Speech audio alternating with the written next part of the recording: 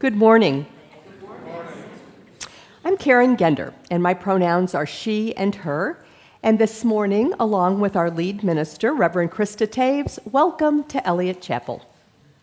We are a free, liberal congregation aspiring to the ideal of beloved community.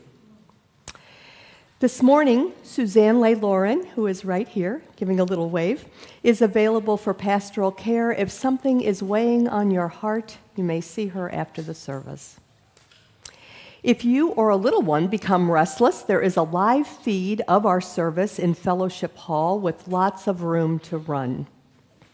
There are snacks after the service in Adams Hall. You are also welcome to take your younger children to the playground, if it seems warm enough. And to our guests, thank you for being here. This morning, Ann Lemon is right there, and she is here to answer questions about our congregation or Unitarian Universalism in general after the service. There are guest forms at both entrances to the sanctuary and the QR code on the screen so that we can stay in touch. And please join us for coffee hour and take a blue cup so we'll be sure to welcome you. If you are a member or friend, look for the blue cups and be sure to welcome our guests. Our online coffee hour this afternoon is at 1:30. And at this time, we will have a pledge drive update from Susan Bell.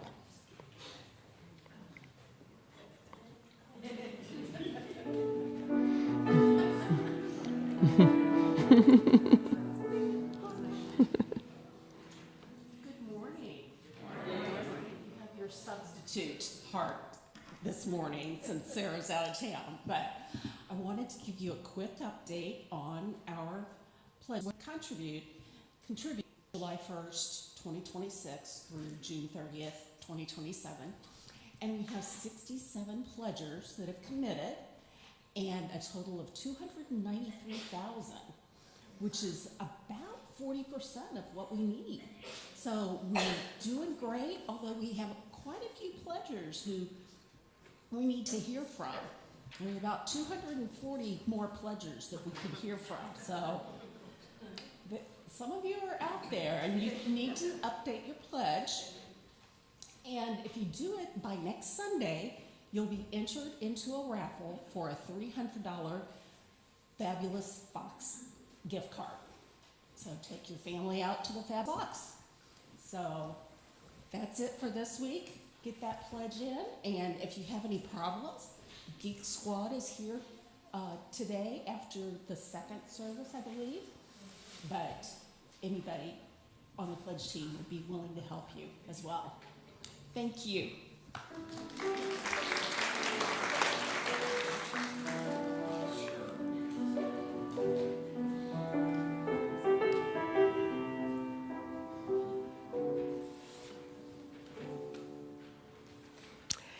And now I invite you, as you wish, to join in our welcome today by responding with "You are welcome here" at the end of each statement. If you are Black, brown, white, indigenous, APIA, whatever your origins, you are welcome here. If you are an immigrant, a refugee, or a person without documentation, you are welcome here. If you believe in God all of the time, some of the time, or none of the time, you are welcome here. If you have a disability, visible or invisible, or are neurodiverse, you are welcome here. If you have been here 100 times or just came today, you are welcome here. If you want for nothing or struggle each day to make it through, you are welcome here. No matter whom you love, or what your gender identity, you are welcome here. For this is a community of diversity, of love, and of justice, and it is good to be together. Now, may we enter into the spirit of worship.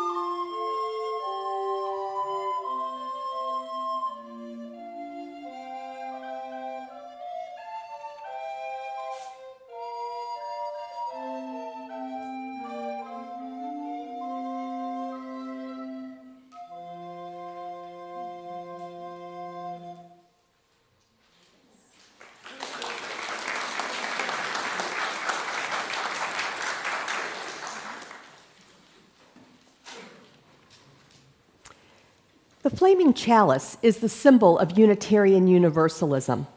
We light a chalice to signify that we are entering sacred space.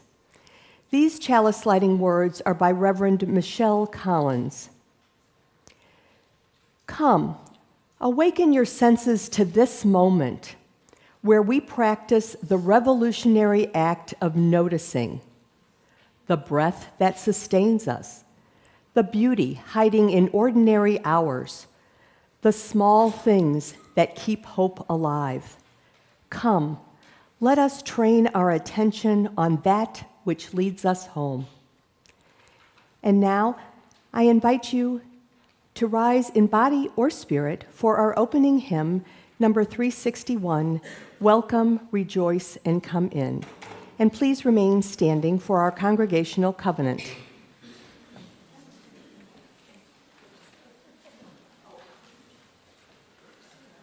Hello.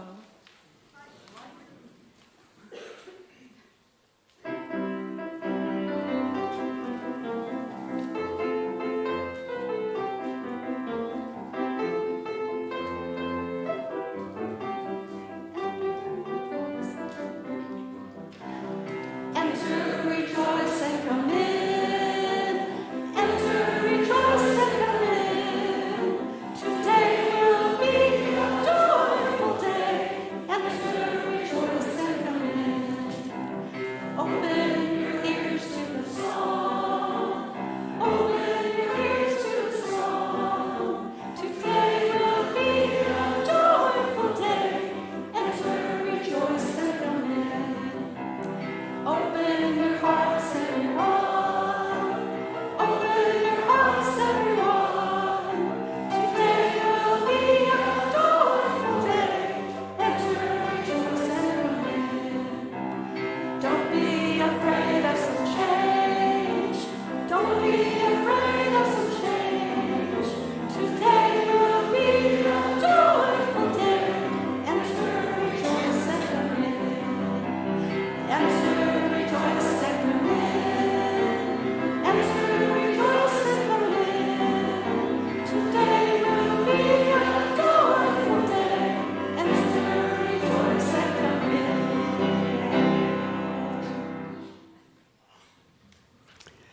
Please join me in the reading of the Congregational Covenant.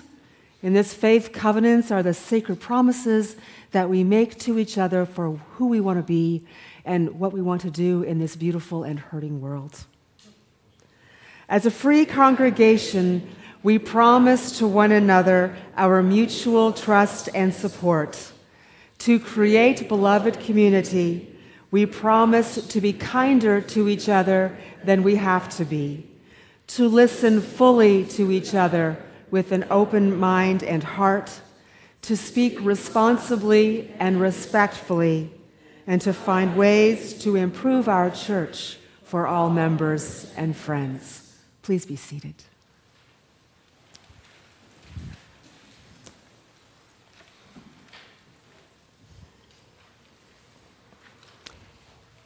Every week, we share our offertory with a community organization that reflects our values and commitment to service.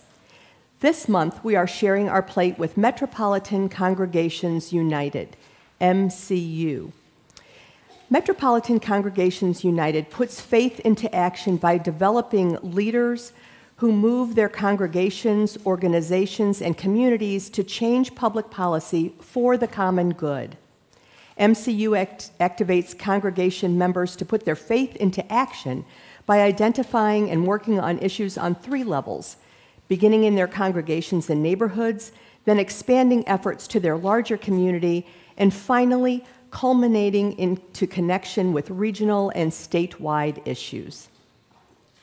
You can donate through the plate or through the QR code on the screen and in your order of service. We practice generosity, knowing that our gifts create ripples of love and care in our community. Let us be a generous people.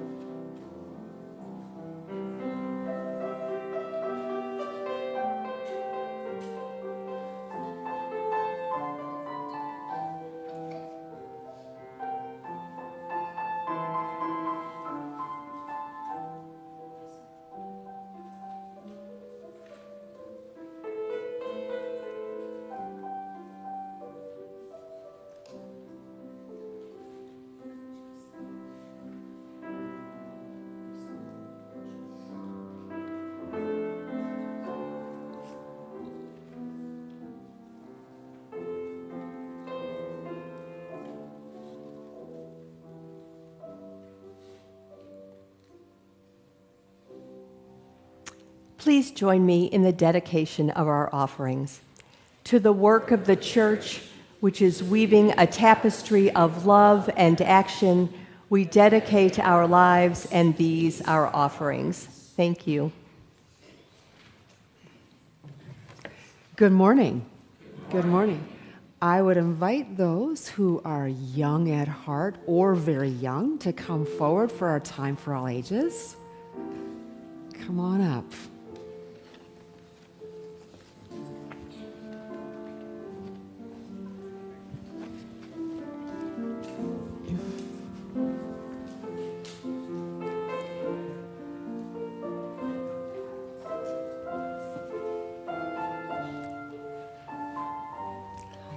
Good morning. Good morning. Hi.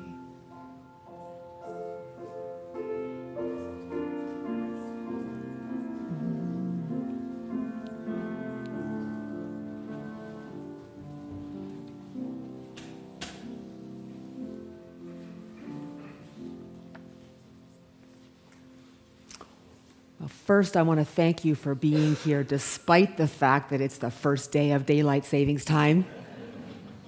It's great to see you all. And a whole bunch of our kids are on a field trip to the Hindu temple. So that's why we're a little sparse today, but I think they're going to have a really great time this morning. So today's story, you're going to recognize pieces of this story if you grew up in a Christian tradition, because this is based on the parable of the talents, which is found in the book of Matthew in the Christian Bible, but I have made it my own. There was once a very successful woman named Tasha who was going away for a very, very long time, and she was wondering what she was going to do to take care of all of her property and her wealth while she was gone. And she turned to 3 people who worked for her, who she trusted more than anything to take care of her money while she was away: Pat, Jules, and Chris. She gave Pat $5 million and said, "Take care of this for me." She gave Jules $2 million and said, "Take care of this for me." And she gave Chris $1 million and said, "Take care of this for me. I look forward to seeing what you've done with this money while I am gone." Well, Pat thought to himself, I am proud to have worked for Tasha for so many years. She's a great boss, and I'm going to see if I can double her money before she gets back. I wonder who can help me. So he went and talked to his friend Buddy, who was his financial advisor, and said, "Who do you know that I can trust with this money?" And Buddy sent him to his friend Sarah. And so Pat said to Sarah, "Put this money in the stock market for me, please. And would you please make it double?" Well, wouldn't you know, it doubled. I think we all need to reach out to Sarah and see what she does. Jules thought to themselves, "Wow, Tasha really trusts me. Let's see if I can make something good happen with this money." And Jules started to pay attention to everything around them. Jules saw the people who walked by Tasha's house every day who were hungry and thirsty. And Jules hired some of the people who were hungry and thirsty to build a stand, and then Jules hired more people to make and sell simple food and drinks. And wouldn't you know it, Jules was able to give a whole lot of people jobs, provide food and drink for people who were hungry and thirsty, and double Tasha's money. But Chris made a different choice. When she got Tasha's $1 million, she got scared and even set it down in case she forgot where it was. She was afraid to carry it with her in case she was robbed. She was afraid of taking a risk and losing it, and she was afraid of making Tasha angry. So in the end, she went into the backyard and buried the money, knowing it would be safe until Tasha returned. Well, when Tasha finally came back, she called Jules, Pat, and Chris to her, and she said, "So, tell me, what did you do with my money?" And Pat said, I invested your $5 million in the stock market, and now it is $10 million. And she said, you better tell me who you invested with. Thank you, that's amazing. You've done very well, and I'm going to give you more responsibilities and a raise. Jules said, I opened a business, and the $2 million you gave me is now $4 million, and a whole bunch of people now have jobs. I appreciate the risk you took, said Tasha, and that you've made something to help people. I am giving you part of the business you started, and we will run it together. And then came Chris, who looked very serious. I was so afraid I would mishandle your money, or that I've invested it all, you would take it away. So I protected it. Your $1 million was safe and sound, buried in the ground all the time you have been gone. Here it is. What? Said Tasha. You are one of my most trusted and talented people, and you thought I would be mean to you? So you just buried the money? You didn't even put it in an interest-bearing account? Your fear, your mistrust, and that you can't see how great you are and all the gifts you have means I think you need to find another job. When we are led by fear, we don't see the world as it really is. We see enemies everywhere and think that we don't have anything good in us. We try to hold on to everything so tight that we may lose it. But when we look at what we have as gifts that we can use to make the world a better place, we can make really good things happen. And one of the reasons I'm so glad you and everyone here is at Eliot Chapel is because we make good things happen. Sure, we make mistakes, and we take risks, and sometimes we lose from those risks, but sometimes we do really well, and we just keep trying to do more good things, and you are part of that. So thank you for being here. And let's send you off to your classes.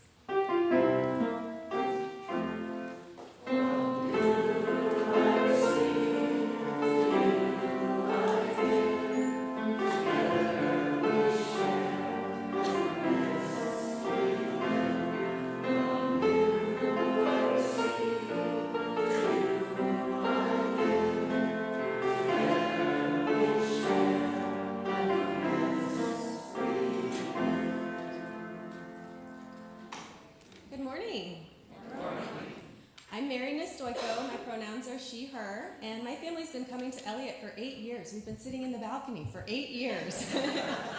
And the first time I came to Eliot, it was actually Bread Sunday. And I was like, wow, they really go all out at this church. And somebody explained that they don't do bread every single week.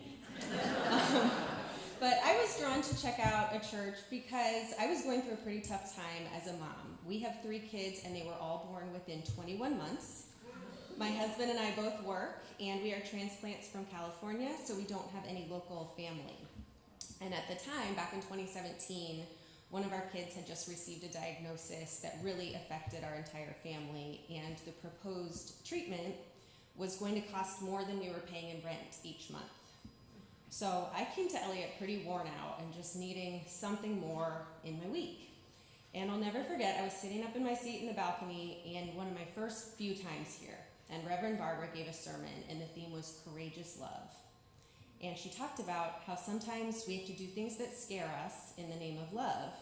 And it was one of those moments, I don't know if you've had these, where you're like, how does she know? Like, she's talking to me? And it really just felt like a sign that I had found where I needed to be. In the last 8 years, our children have gone from the nursery through the elementary school RE program. Our older 2 completed OWL this year. Lots of colorful conversations there. And I went to Catholic school, and growing up, there were times where we would hear something in religion class or in church, and then we'd come home, and my mom would kind of rewind and undo some of what was taught. And one of the things that I really love about Eliot is I've never had a time where I've thought like, oh, okay, we've got to revisit that when we get home. It all feels really aligned with what we want our kids to know and understand about the world. And I'm grateful to have found a spiritual home that's helping me to raise curious and empathetic kids. It's a place where my husband and I can process the difficult things happening in our country every week. And I love that they see adults practicing generosity and having conversations about tough topics. And it's been amazing to meet so many like-minded parents. I recently attended the anti-racist parenting group and highly recommend it if it comes around again. And as busy working parents, we don't have as much time to volunteer as Eliot as we would like, so we've made it a point to increase our pledge every year. I see it as a way of investing in the future of a place that I want to continue to be a part of for years to come. And if you're looking for a creative, real-time example of how to increase your pledge, my husband decided to implement a swear jar for himself, and he's donating the proceeds to Eliot, and he raised an additional $24 just this week. So, thank you very much.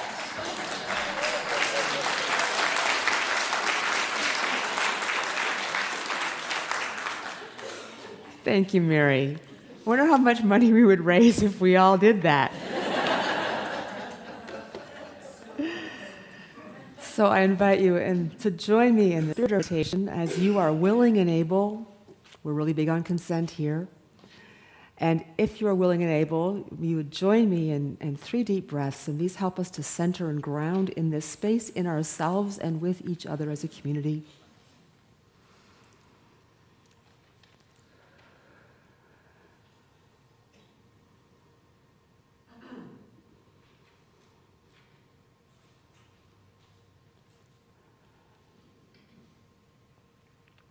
We're centering with the words of Reverend Scott Taylor this morning. Sometimes the world outside us can be so loud, making it hard to hear those voices we once knew so well, voices that once knew us so well. And so to silence we turn, to listen for the echoes of memories that make us whole, the pain of others that reawakens our hearts, and the beauty of this wildly generous world that wants us back. This is the attention that saves us, heals us, opens us, and expands us. So, friends, in the stillness of this space, let us not just listen for clarity and guidance, but to become larger.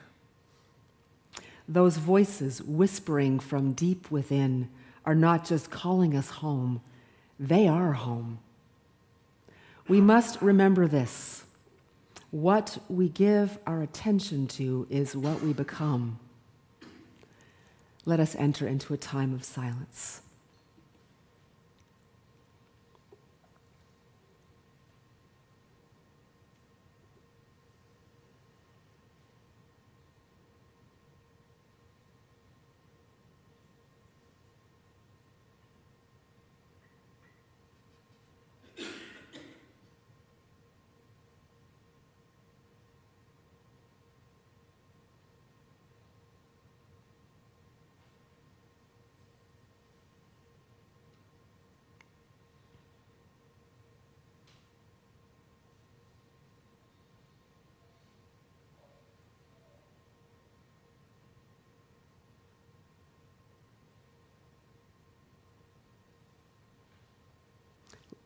Let us speak the names of those we would hold in our love and care.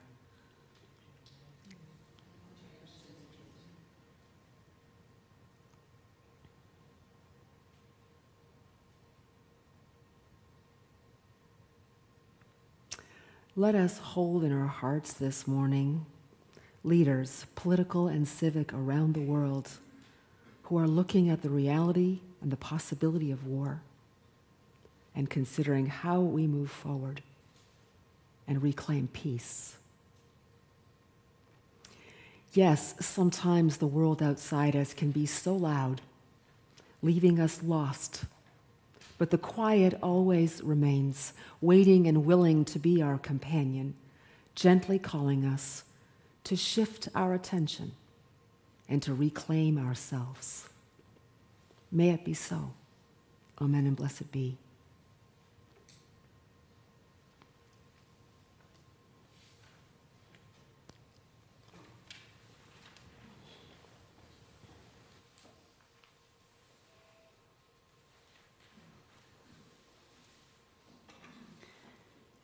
Please remain seated for the meditative hymn. This is a round. We're going to sing it all together in unison 3 times. That's all there is to it. No, there. That's all there is to it. And then we'll sing it in canon twice through, starting here, then here, then here. So you got to watch me.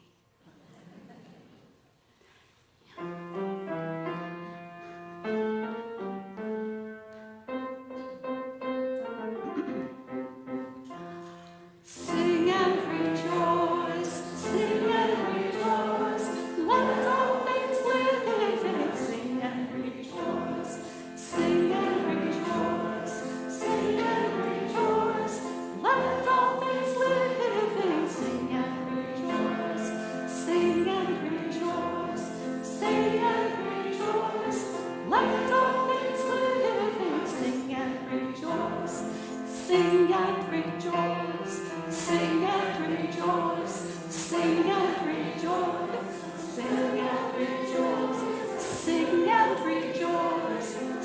and rejoice, sing and rejoice, sing and rejoice, sing and rejoice. Thank you.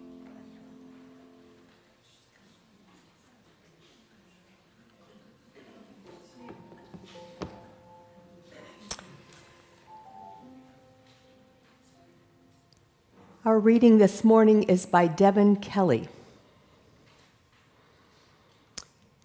When your entire construct of the world is based on the notion that we are not there yet, then your attention is trained on a future that you believe can only exist with both your permission and your knowledge.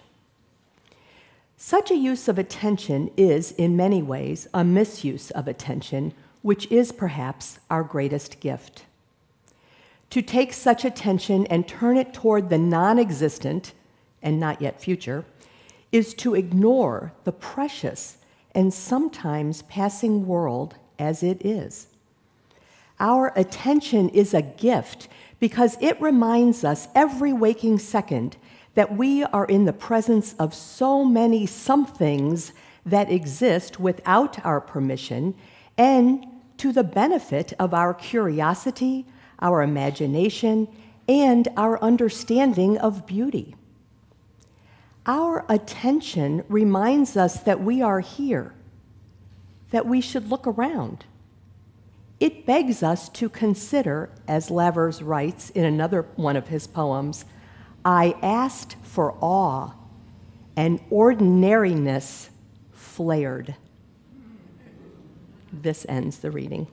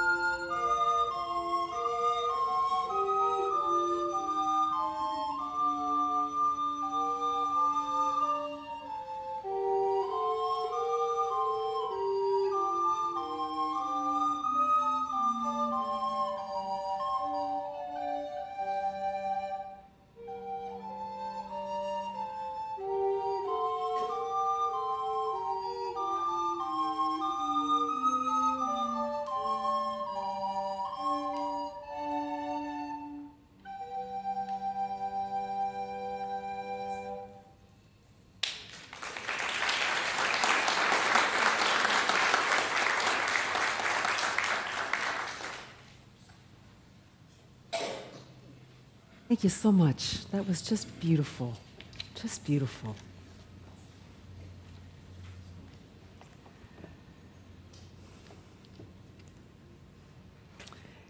In the best of times, there are many things asking for our attention. And using the words of our reading, some of them are flared up, ordinary things. Getting up in the morning, the bills, the kids, work, groceries, mortgages, rent, school. But these things are also steeped in awe. Getting up in the morning to the possibilities of the day.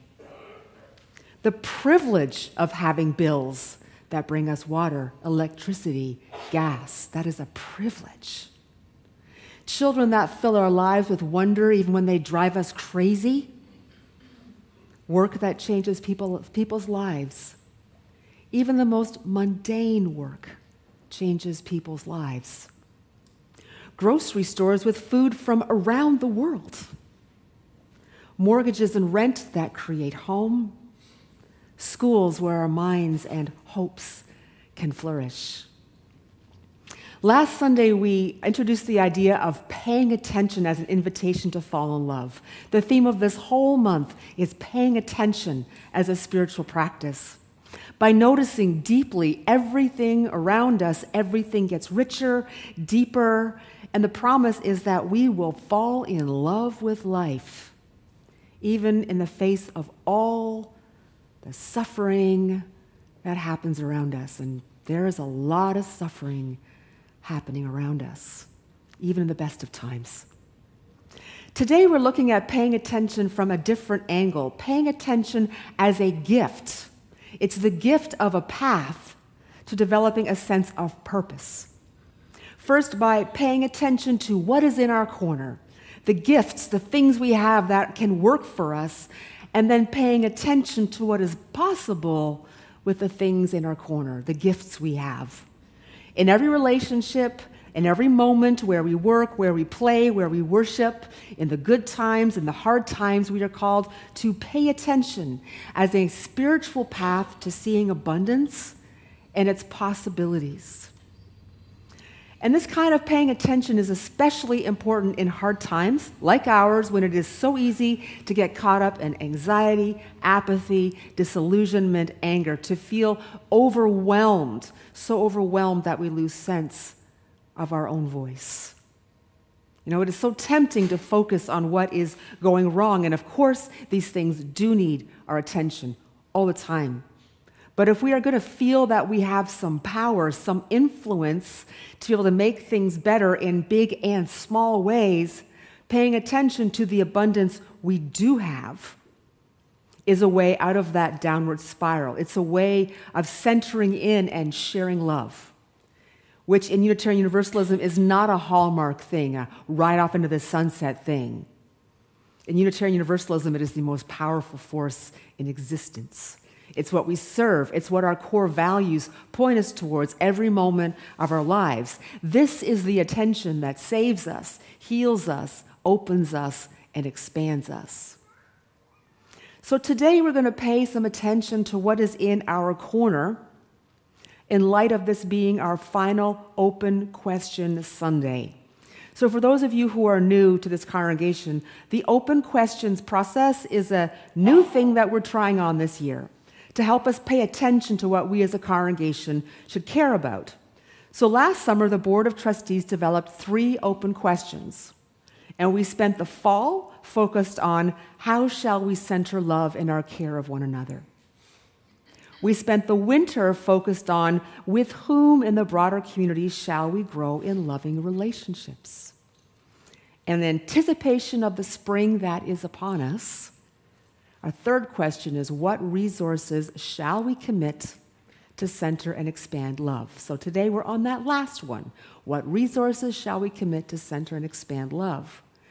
And later this month, the board's going to meet, and we're going to do like this crash session looking at everything we have learned from the conversations you have had with these questions, and we're going to use that to develop a goal that will be one of our priorities for the next 3 years.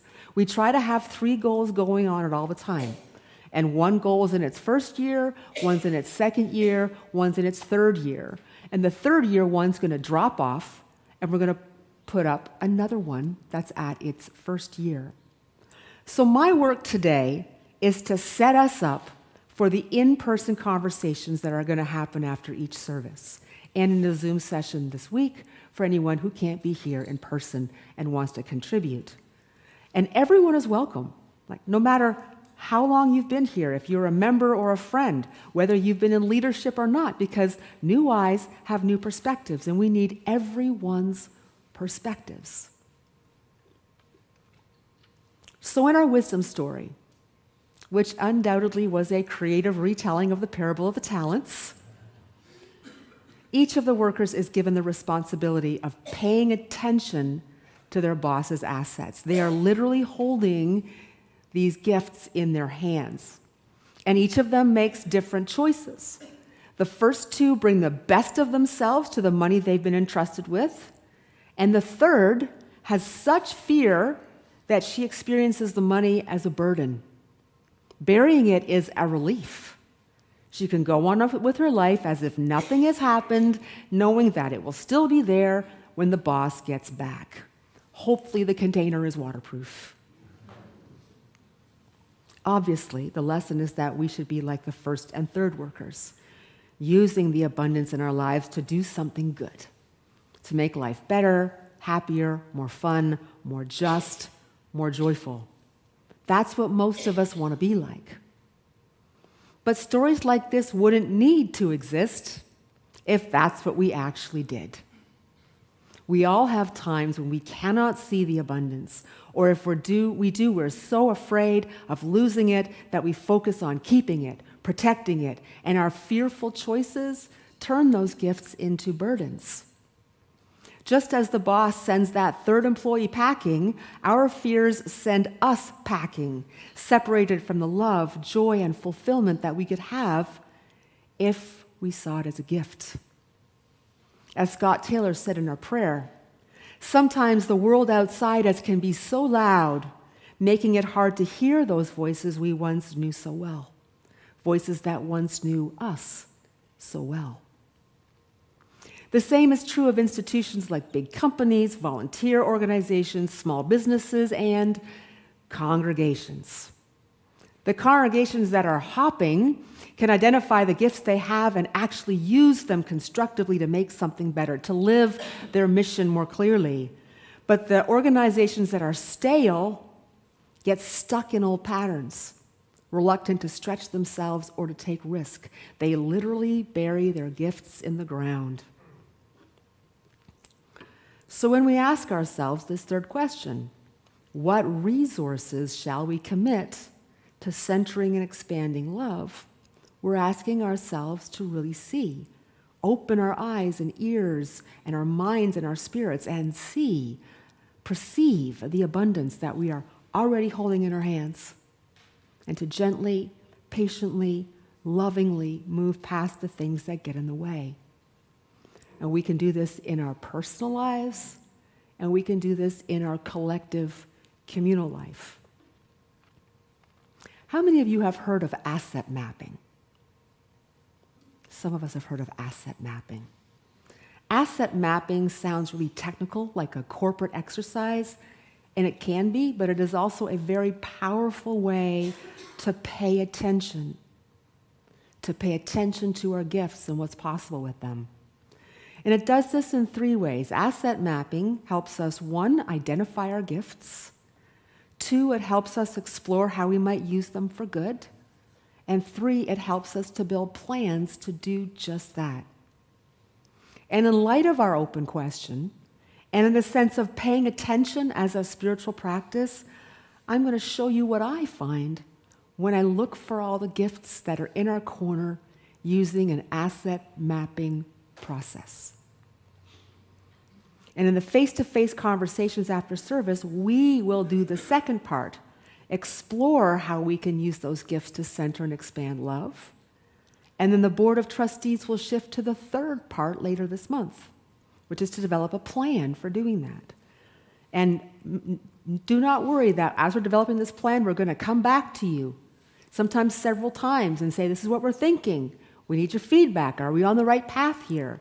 And then together, by June, hopefully we will have a well thought out, achievable goal that brings us closer to living our vision and to realizing the true vibrancy that together we have when we serve that love that is larger than our imaginings. Now, if you're visiting or haven't been attending Eliot Chapel that long, my hope is that even though I'm going to use this process in light of our congregation, that it won't be boring, that it will give you a clear idea of who we are as you search for your own spiritual home. But remember, it can also be used as a personal tool, because asset mapping can change the way we see ourselves, our loved ones, our gifts, and what is possible through them. Many of us use asset mapping when we feel stuck and want to gain clarity, because it's easy to get confused about our gifts, to lose sight of what we have when we're in a hard place, like the end of a relationship, or the end of a career, or unemployment, or illness, or something happens that just shakes us to our core. And we need to find a way to get back to the basics so we see what we have already in our corner as we rebuild from that place. So asset mapping, when wrapped in our values, is a form of paying attention that helps us create a path away from fear and separation and towards connection and hope. And if there's anything that we need in these difficult times with so much manufactured fear and intentional separation of us from each other, asset mapping offers an actual path back to connection and hope and love. And it's not just an abstract, let's love each other until everything is all right, but an actual path that gets us to a better place. And asset mapping is based on 5 questions. The first question is, what are some of the physical things you value? What are some of the physical things you value? Well, in watching you for the 6 years that I've been here, what do we value? There's a whole bunch of things we value. We value this beautiful, historic sanctuary with an intentionally simple decor that offers serenity and peace just by sitting here. We have our memorial garden outside, where we can also find peace and comfort with the ashes of some of our beloved ones who rest there. We have meeting rooms and a fellowship hall where amazing things and amazing conversations happen. We have an undeveloped property. You can see it right on the other side of the driveway. Used to be called 222 Argonne. Now it's just a part of our property that we are excited about what we can use it for. We have a brand new Steinway. Pretty amazing. A beautiful gift to this congregation. We have a kitchen that creates food that generations of people have enjoyed. We have an elevator and accessibility ramps, a playground, offices, a library. And we have our Bergfried property, which is almost 600 acres of stewarded woodlands west of Herman, Missouri. We have many physical assets that we can draw on to center and expand love. What do you have? Question 2, what are we good at? What do we know something about?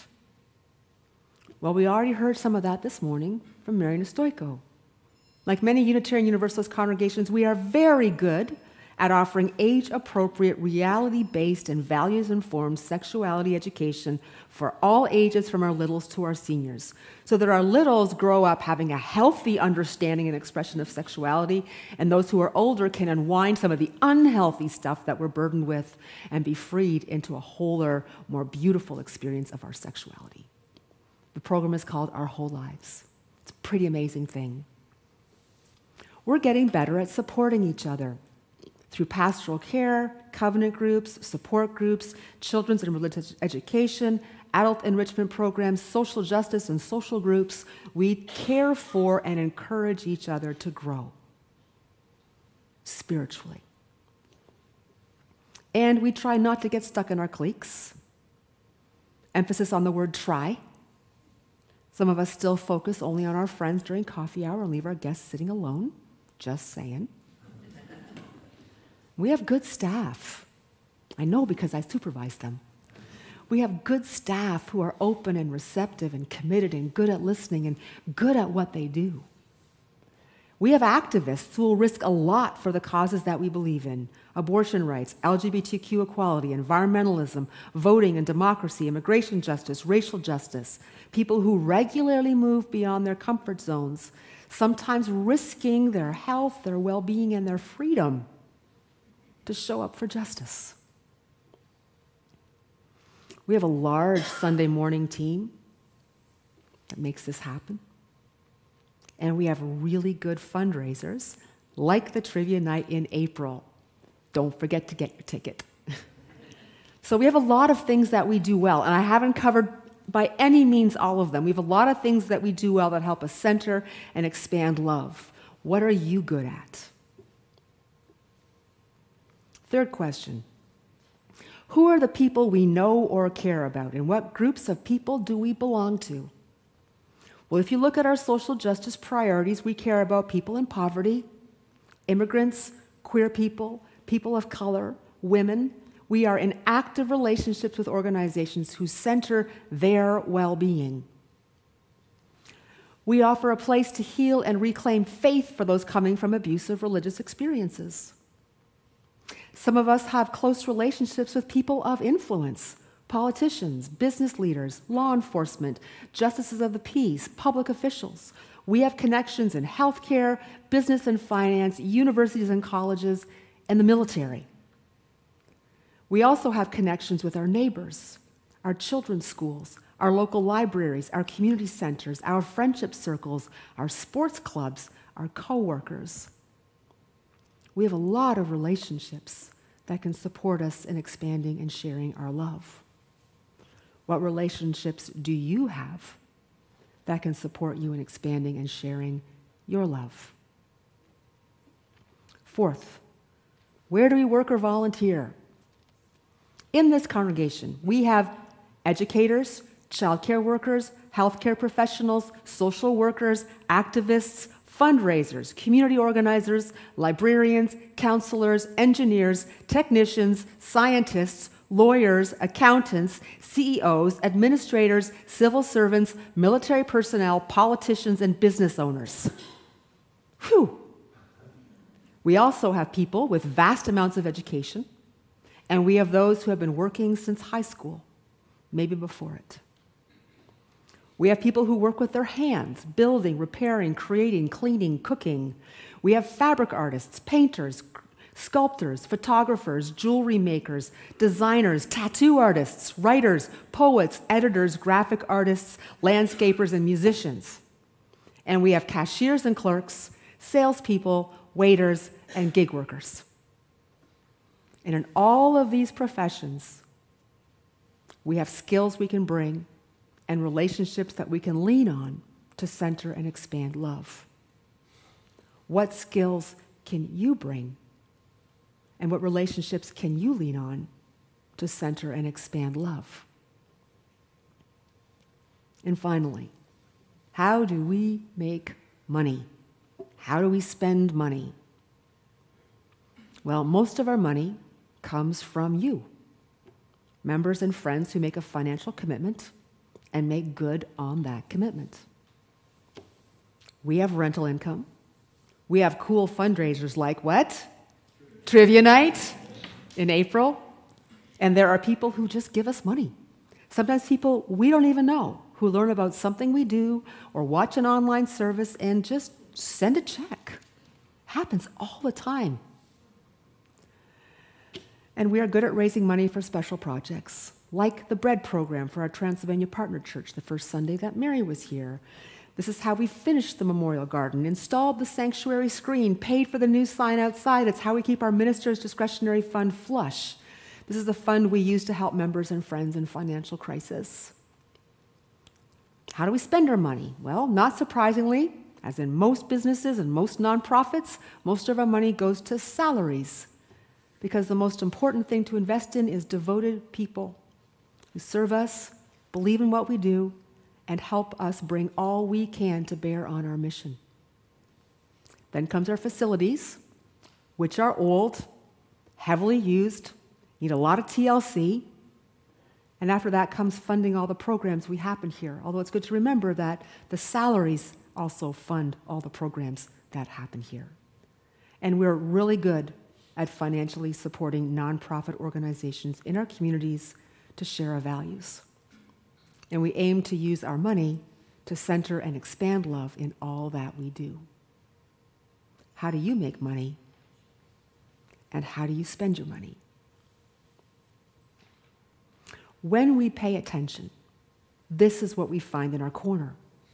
Physical assets, the things we're good at, the people we know, the people we know, the groups we belong to, our work and volunteer experiences, and our financial assets and how we use them. These are the gifts that we literally hold in our hands, the gifts we have been entrusted with. And the question is, how will we commit them to the centering and expanding of love? There's no doubt that we have untapped abundance we have never even considered, gifts that are untapped. So let's pay attention to our gifts. Let's give them our full attention and respect, and let them guide us as we center and expand love in all that we do. May it be so. I invite you to rise in body or spirit for our closing hymn and to stay standing for our benediction and chalice extinguishing.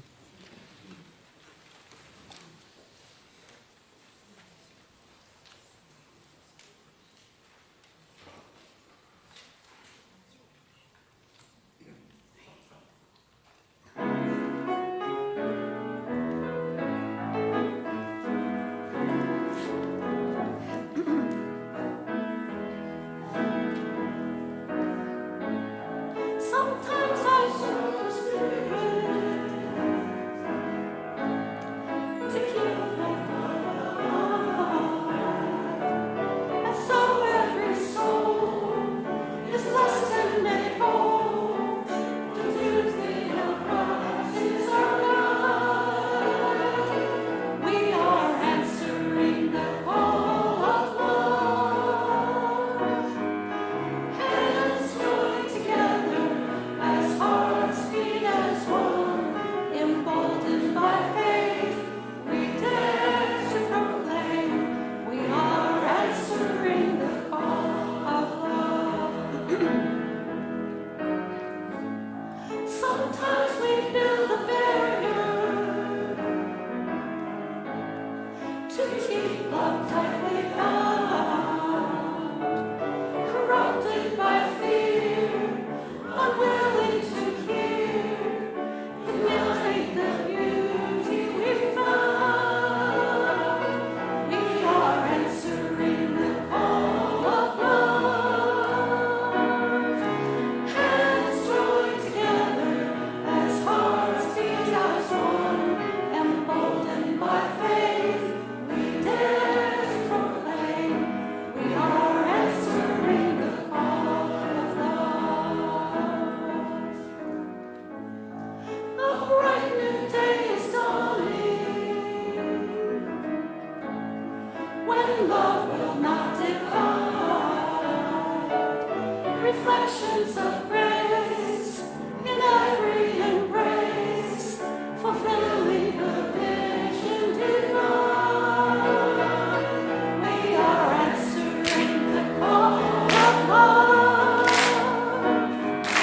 Hands joined together as hearts beat as one, emboldened by faith, we dare to proclaim we are answering the call of love. We are answering the call of love.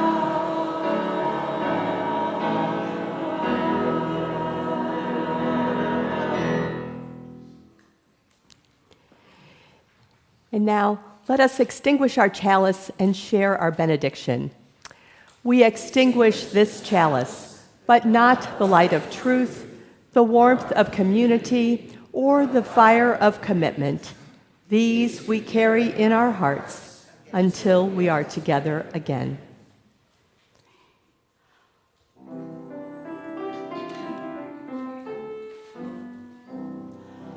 We will keep a place for you wherever you may go.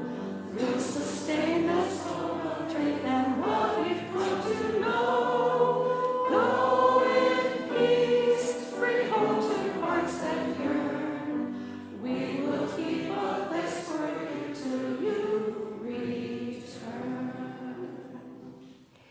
And now, may the Spirit of life hold you, may love bless you, and may joy find a place in your days.